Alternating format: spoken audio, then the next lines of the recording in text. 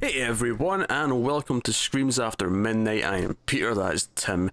We talk about horror movies on this show, and recently we started working our way through some franchises, in particular the Texas Chainsaw Massacre. Why? Because there's a new one coming out in October. We have a prequel to the original film, not to be confused with the prequel to the remake that we already had, which we'll be getting to soon in terms of reviews. However, today we will be talking about Leatherface, Texas Chainsaw Massacre 3, which is, of course, the third film in the series. We did 1 and 2. I'll make sure there's a link in the corner around now-ish, but you can go check that out. What's that face? I just want to make sure that you actually put a link there and don't end up like just putting a butt there or something. Aye, I'll make that mistake. That's what's going to happen. Very good. Anyway, so yeah, so we did 1 and 2. This is 3. This is notable for me because this is the only one of the franchise that I actually hadn't seen before. Had you seen it before? I don't think so. If I did, I don't remember it at all. Cool. So first time watch, well, as best we can tell for both of us. So I guess we'll start spoiler free for a little bit. We'll give some general thoughts, and then we'll go into spoilers, and I'll warn you before we do so. But yeah, so this obviously is not Tobe Hooper who did direct this. This came out in 1990. It was directed by Jeff Burr, and the plot is basically a couple from California. Although they may or may not actually be together. I think he's in the friend zone. I think that's what's happening in this movie. They never really go into it in much detail, but I think he's in the friend zone. Michelle doesn't see them as a couple. He's edging for it. He's trying to present himself as a couple. It's not quite happening. Yeah. But they're driving. They're from California, and they're driving to, I think I said Florida, because she's dropping off the car at her parents' house in Florida. So they're driving across country, and they're of course going through Texas, as you'd imagine, because the movie's called Texas Chainsaw Massacre 3. And of course they end up encountering some questionable individuals, which leads them on a path to Leatherface and a deranged family, of course, the Sawyer family. And people are chased, there's some chainsaws, there's some action, and that's kind of it. It's really simple. There's one other element that, but I don't want to put that in spoilers, in spoiler free. I'll save that for spoilers, but that's kind of the movie. Is very simple. So Tim, did you like Leatherface, Texas Chainsaw Massacre 3? Not really. Like I wouldn't say it's a good movie. I didn't have a horrible time. I guess in the end I was just kind of like, okay, so I've seen that now. I wouldn't say it's particularly good, but I did have a little bit of fun. I guess we'll put it that way. I kind of liked it. I didn't love it by any means. I thought it was. I kind of agree with your sentiment overall, although I think I'm a little bit more positive. Not because I actually think it's any better than what you just said, just because, kind of like, I feel like what this is Tobe Hooper, when he was asked to do a second one, he's like, okay, I've got this vision of it being this black comedy, and I'm going to change it. It's going to, and whether you like or hate Texas Chainsaw Massacre 2, it definitely feels like it comes from an artistic place where someone had an idea and they wanted to do it. Whereas this feels like the studio went, no, we want a slasher movie with Texas Chainsaw Massacre on the poster. You, Mr. Director Man, go make us a slasher movie with Leatherface in it. And that's kind of what we have here. We have one that feels more generic. We have one that feels... I feel like basically, I feel like they were trying to go back to like the formula of the first movie. Yeah, kind of. Yeah, it was basically, let's just redo the first, because that's kind of what people maybe would have expected the second one to be, and they didn't get that. And this one feels like, no, let's kind of do the first one again, but with new characters, and therefore it's a sequel, kind of like every other 80s horror slasher sequel, where it's just kind of the same idea but with new victims.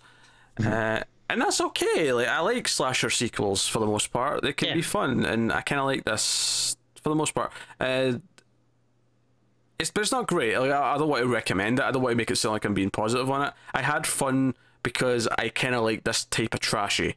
It's not good by any means. It's definitely a little bit cheesy. It's definitely the kills are a little bit impacted because I happen to be aware that the MPAA went pretty harsh on this, so they had to hold back from the kills. And honestly, I could tell there was actually one kill in particular. There's a few where you can tell they cut away when they probably weren't going to cut away originally, and they had to re-edit it. Okay. Yeah. But there's one in particular that I'm not sure how someone was killed, because it cuts away so much that I actually don't know how they died. So we'll talk about that, what the specific death is in the spoilers, but I legitimately, there's a death in this where I'm not sure how the person's killed because of the way it's been edited, and I can only assume that is part of the butchering because of the MPA. Because we did watch we watched the theatrical cut. There was an unrated DVD kicking around that you can get from years ago, but we didn't have access to that. We had the theatrical cut, so we are discussing it as per what we saw, and this was also what was released for most people. So yeah, I would be interested in watching that unrated cut though. Yeah, to see some of the extra gore, some of the extra blood, because it feels like it's probably, you feel like they filmed it. It feels like a movie that had the gore, but this has it edited out for reasons. So it feels a little bit neutered in that sense. That said, it still feels very grimy. These movies always do a good job of making Texas feel like a really shitty place where everyone's just always really sweaty. Everyone's always really sweaty and dirty, and you probably can't drive for like 5 minutes without hitting something. Yeah, there's roadkill all over Texas, as they say. So no, and there's some obvious homages. Like early on in the movie, there's an armadillo that they hit in the car, and then it flips over. It's like, oh, it's kind of like the armadillo in the first movie. And there's the opening text crawl with the voice. Oh, the guy doing the voice at the start is nowhere near as good as the original movie. No, he doesn't have the same gravitas. Yeah, gravitas. That's a good word. He sounds like a normal guy just reading a paragraph. It's kind of weird. Yeah. We did get some information from that though. I think we'll save that for spoilers though. Okay. Okay. I feel like that's spoiled territory, just given what it does tell us. Now, let me ask you this. I'd be interested to see what you think. But do you think this is the worst that Leatherface has looked in these movies so far? Because I really didn't. I don't know. Something about his look seemed off to me. I guess. I mean, I've seen the fourth movie, so it's not my least favorite. Yeah.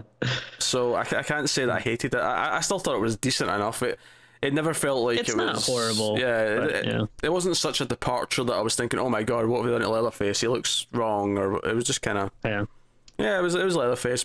Maybe slightly, again, kind of like how this is the most generic of the movies so far. It felt a little bit more generic than normal, perhaps. It kind of feels like if you told me that this was released straight to, video, I wouldn't have been surprised. Like, it seems like a little, scaled back, scaled down. It's very short as well. Yeah. And I guess maybe because of the time it's made and stuff too. These were the kind of movies that I was renting, like from video stores when I first got into horror movies. So it maybe it kind of gives me that vibe a little bit. Which I actually kind of like that vibe. But that's probably my favorite part of it, is just how it feels. Yeah. Because the characters are kind of hit and miss. There's one really cool character that I'll get to, but the main couple, they're kind of annoying. They bicker at each other a lot. They're not. The dude's pretty annoying. I kind of like the girl though. I don't know, like something about her. She gets better in the second half. Certainly, yeah. She gets better in the second half, absolutely. But at the start, they're kind of bickering with each other, and it just kind of goes back and forth, and it's like, but that's kind of the movie. There's Ken Foree's in it as well. We've not really spoken about his character because I feel like most of his character would be kind of spoiler territory, because I think it's actually quite a nice surprise what his character kind of ends up being. So I don't want to spoil that, but I will say easily this. The best character. Yeah, I will say this. How many goddamn members of this family are there? Because this is still meant to be in continuity with the first two movies. See, this is kind of a question that I had, and I'm not sure if you have the answer to this, but I was wondering if there is supposed to be a continuity, or if each movie is supposed to just kind of go, whatever, they have a big, crazy, messed up family, we'll add and, take people out with each movie. It feels like it feels like that's the mantra, but it's still very much in continuity, because, I mean, the opening text crawl, in both this and the second movie, both reference the first one. They both say, in 1973... Sally, whatever, and her friends went to blah blah blah blah and got killed. It was the Texas Chainsaw Massacre, despite the fact that only one person actually died with a chainsaw. It feels really weird to name it after the one death when multiple. I feel like more people were hammered in the head. They make it sound like a dance craze that's like sweeping the nation or something. It is the Texas Hammer to the Head Massacre. There you go. But no, that's not about spoilers. I don't want to dance around much anymore. So the couple encounter Viggo Mortensen's character, who, even though he's acting all nice, you get the impression he's probably one of the evil family members, and he's probably suggesting they go on this route that's off the main road, so they'll run into like his family and get to their house, and it's kind of obvious. He was being so nice that I was like, oh, he has to be a member of this family.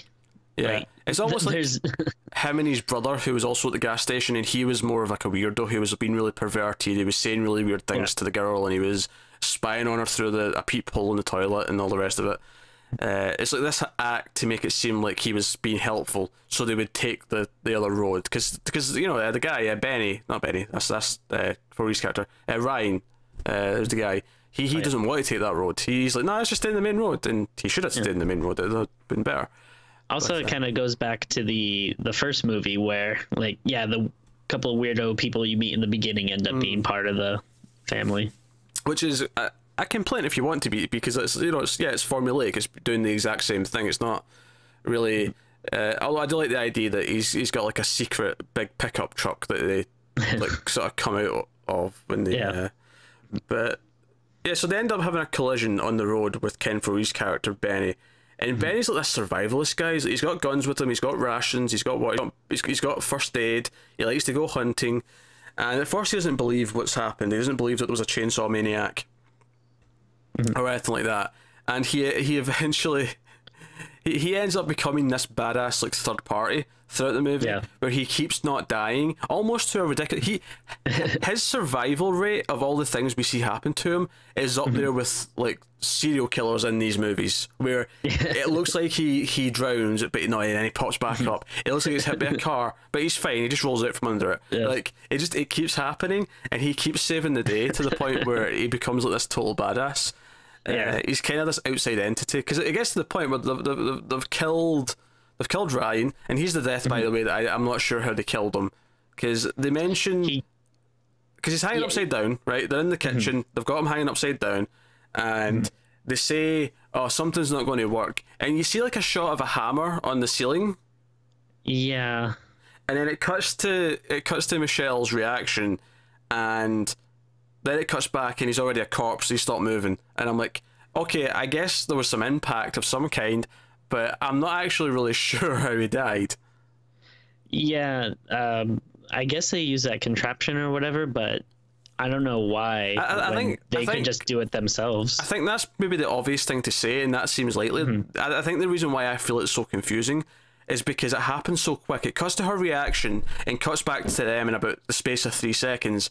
And it doesn't feel like there was enough time for them to do anything other than a really simple little hit. And I think the timing's off. I think if it cut to her for a long time and you've seen her react, like just sort of watching, like, because she's gagged at the time, she's like, like if it did that for like a good 10-15 seconds, I'd be fine with it, because it'd feel like stuff was happening. But this legitimately felt like someone had just came along and chopped it up and edited it out. Yeah, it's weird. So that was an issue, but.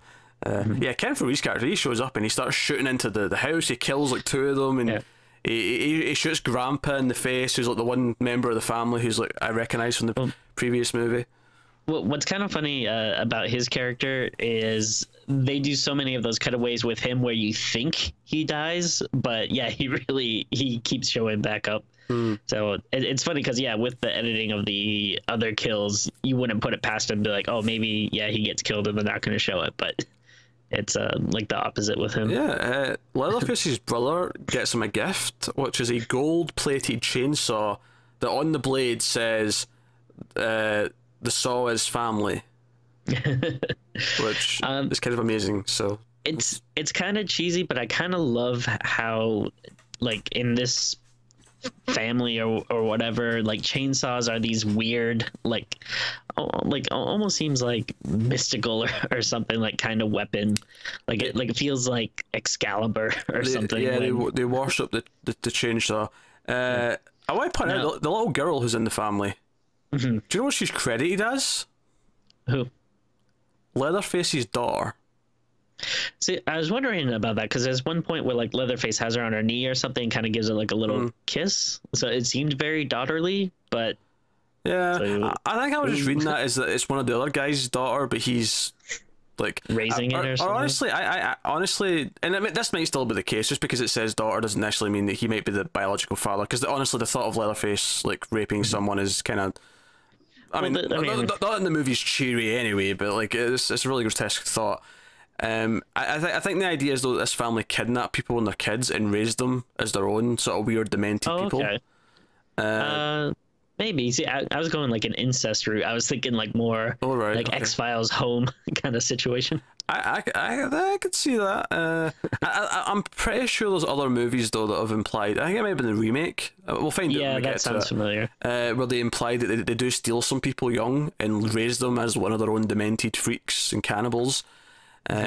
Which, by the way, leads me to my favourite moment of the movie. Actually, really simple. Leatherface is in his room and he collects like gadgets because at one point he's worshipping his Walkman, his audio cassette Walkman. But he's in his room and he's got this little I don't know what you call it. It's one of these old computer games things where it's like for kids, like a not like a speak and spell, but kind of like that. Yeah. It's that kind of idea.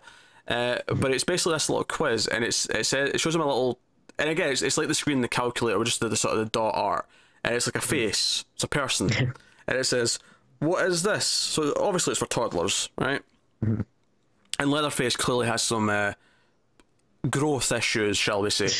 But he starts he types into food, and presses enter, and it's like incorrect. Try again, and he types in food again, presses enter. Try again. And honestly, my only disappointment in the scene is that I was really expecting him to lose his shit and start wrecking the place because he kept getting it wrong. It's like, no, it's food, but without speaking because he's Leatherface. Yeah, that would have been funny. I don't know if it's my favorite scene, but one of the scenes I really liked is I think it's maybe the first encounter Leatherface has with Benny, I think his name is. Yeah, Ken character. Yeah, and they're kind of like down on the ground, and Leatherface loses his chainsaw, and he reaches in his pocket, and he has like a little tiny was it a circular saw? Yeah, it's a little circular saw, and then he cuts him the leg with that. And I'm like, I love the idea that it's almost like in the second movie where Dennis Hopper had the two little chainsaws as well as the big one. It's almost like that where he's got a little arsenal of like various size saws. Well, like he can't just have like a knife or something. Like, no, it has to be some type of like moving saw. I like that though. That's a good little touch. Speaking of, during the opening titles, there's like these flashes of like another victim that Leatherface is chasing. And there's this girl who runs into Ken Foree's character and the others halfway through the movie. When they're all running about in the forest, she actually ends up saving them inadvertently, or maybe not inadvertently, but she shows up and she shouts, "Hey, it's me you want," and that distracts Leatherface and they get away for a little bit. And then Ken Foree's character kind of like bonds with her for a little bit in one or two scenes, and then she gets killed really quickly. Yeah. And that really surprised me. I feel like, no, surely this survivor from a previous batch of victims is like an interesting enough character to keep around. If I remember correctly, I do think, see all those flashes you get at the start of the movie with like scenes of her running away from like Leatherface's place and all that. If I remember correctly, just from like one of the extras on like one of the big franchise documentaries that I seen way back when, I think all of that was originally like a full scenes. Like they actually had all these scenes of this girl being held captive and escaping, and there wasn't just these quick things between the credits. So it seems like that was cut down as well. Whether or not that was because it was gore for the MPA, or if it was just because they decided to cut that down, I don't know. Yeah. It leaves her feeling kind of weird though, because it feels like they're setting her up to be this big thing because she has some sort of fight back, but then Leatherface just kills her really quickly. Yeah, it's kind of strange because I feel like there's a lot that you can do with this character. She's the one that seems like, you know, she could kind of, you know, lead these people to, you know, try to lead them to safety, or, you know, give some like information about what's been going on, how she's been surviving, and or something. But yeah, she was killed pretty quickly. I do kind of like, though, that it subverted my expectations. Yeah, it was fair. kind of nice. That's fair. Once everything goes down, there's some great scenes with so Benny, Ken Foree's character, and Leatherface are fighting, and they end up going out to the swamp, and they're fighting in the swamp, basically fist to fist. But Leatherface has dropped his chainsaw into the swamp, and it's kind of floating, and you see the saw buzzing through the water, and it's just a really fun little sequence. But that goes on for a bit, and you know, Michelle gets away, and she gets to a truck the next day. But then, you know, one of the brothers who they thought was dead is still alive, and he tries to attack her, and then Benny comes back to life again because he's done that like multiple times. Yeah. I will say I really hated this particular brother.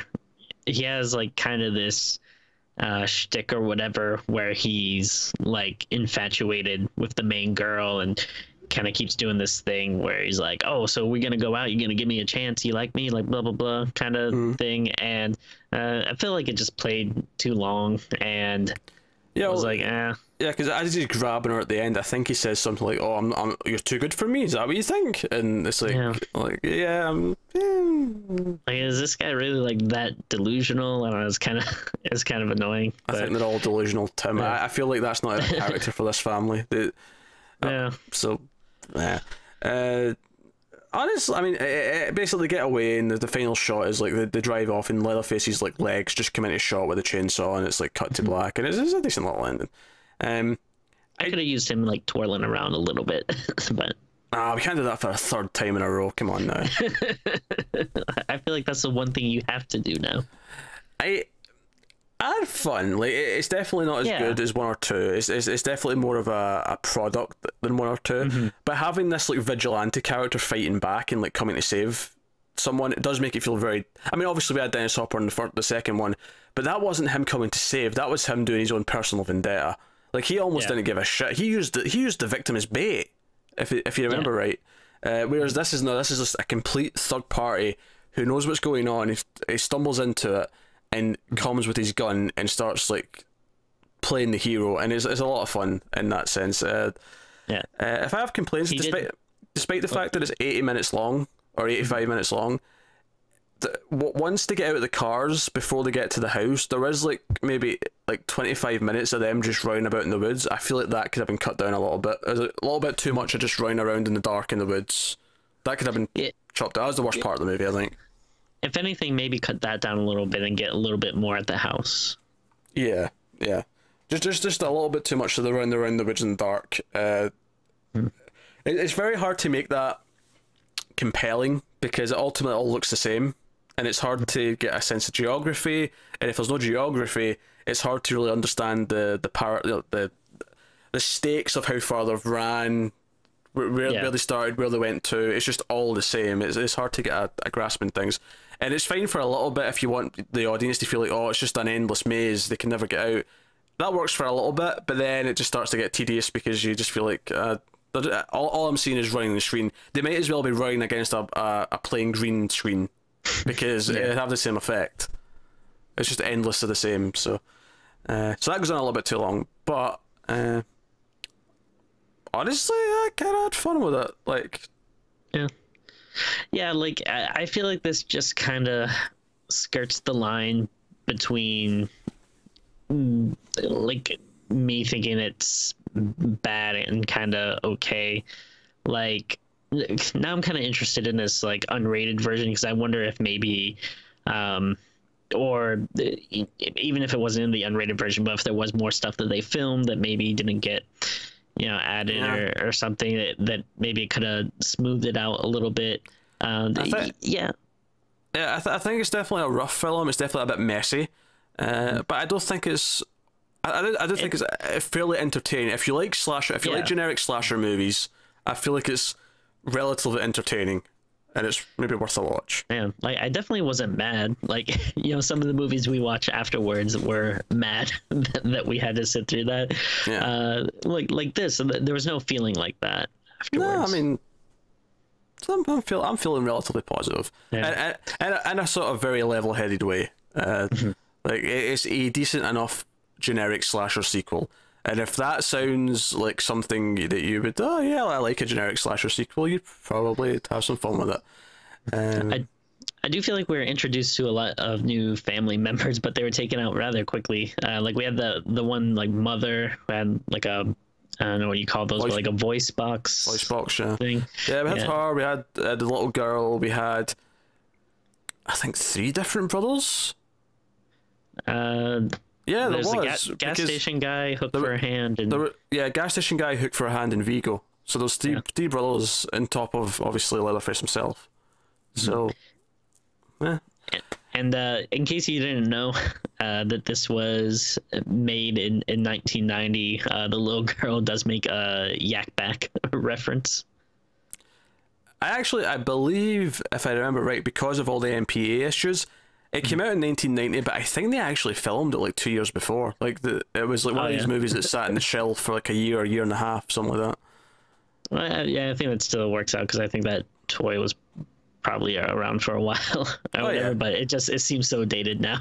If I recall, there was references to it in the movie Twins, which was 1988, I think. Oh, okay.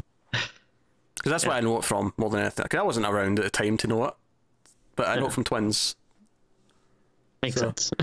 I guess we should do some ratings, Tim. Sure. Down you go, out of 10. Me first. I feel like I have to remind Tim the scale is out of 10 every time. Go on. I would give this I'd give it a 5, but I feel like, yeah, maybe a different cut. You know, I could easily see it being bumped up half or 1 point. But, you know, for right now, 5, that's where I'll stick it. Not totally bad, but, you know, not the worst. I think I'm going to slightly up you and go to a 5.5. The reason why I'm saying that is because I kind of agree on a objective level. It is, you know, it's fairly rough. It's very derivative of the first movie, and it doesn't really add a whole lot to the overall, you know, thing. There's not a lot new or fresh in it. But I kind of had fun, so that fun will bump me to 5.5, because at 5.5 it's above the middle line, and that just says to me I enjoyed this, even though, you know, technically and objectively it's not actually that great. That makes sense. I can see that. So 5.5 for me. But I'll watch it again. Like when I'm rewatching the franchise, I'll happily put this one in there with it now. I would really like a Blu-ray collection of this. I don't know if they have one out. I tried looking for one before, but couldn't find it. It's all different studios. Damn them. What one's a studio, 2's a different studio, 3's a different studio, 4's a different. So the first 4 are all different studios, and then it's once you get to the remake onwards that they're all the same. No. That's disappointing. So sorry, Tim, but I doubt it. Unless all these different companies work together, you're shit out of luck. That sucks, because I would like to do like, you know, most of these movies I enjoy, or can at least get some type of you know, cheesy fun out of. So it would be nice to have them all in one set to do a, you know, marathon of at some point. But that said, I will end this with a tease, and I think your cat just jumped from the window or something. I saw some activity on the left. Sorry. But just to tease the next episode, I said I'd throw this in with rewatches of the franchise. I'll tell you what I don't normally throw in with rewatches of this franchise. It is Texas Chainsaw Massacre: The Next Generation, which is the 4th movie. So we will be doing that sometime in the next month, so you can look forward to that and expect to hate, because I despise that movie. I've never seen it, but it's another one of those ones where it's been so long I barely have any memory of it. So I'm looking forward to rewatching it, even though I'm not expecting much. Renée Zellweger and Matthew McConaughey. Get in there. Oh, what could go wrong? So yeah, there you go. That's Texas Chainsaw 3. Actually, one final complaint. For a movie called Leatherface, Texas Chainsaw 3, oh yeah, it doesn't really focus on Leatherface any more than the first 2 did. No. Like, I'm cool with it still being like a family and stuff, but by calling it Leatherface, you're implying that it's going to focus on him more than it had been in the past, and it doesn't. It's the exact same amount of Leatherface as the last one. Probably maybe even less. I don't know.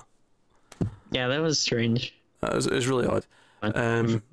But there you go. That is Texas Chainsaw Massacre 3. Let us know what you thought of the movie in the comments below. Like, subscribe, all that stuff. Get us on Twitter at mailed_fuzz for channel updates. You can catch shaking the screen. You can head over to patreon.com/mailfuzztv if you want to support the channel, support the show Screams After Midnight and everything we do here. You can head over there and check out some of the bonuses that are on offer. But otherwise, guys, that is us. So thank you all once again for watching. Keep watching scary movies.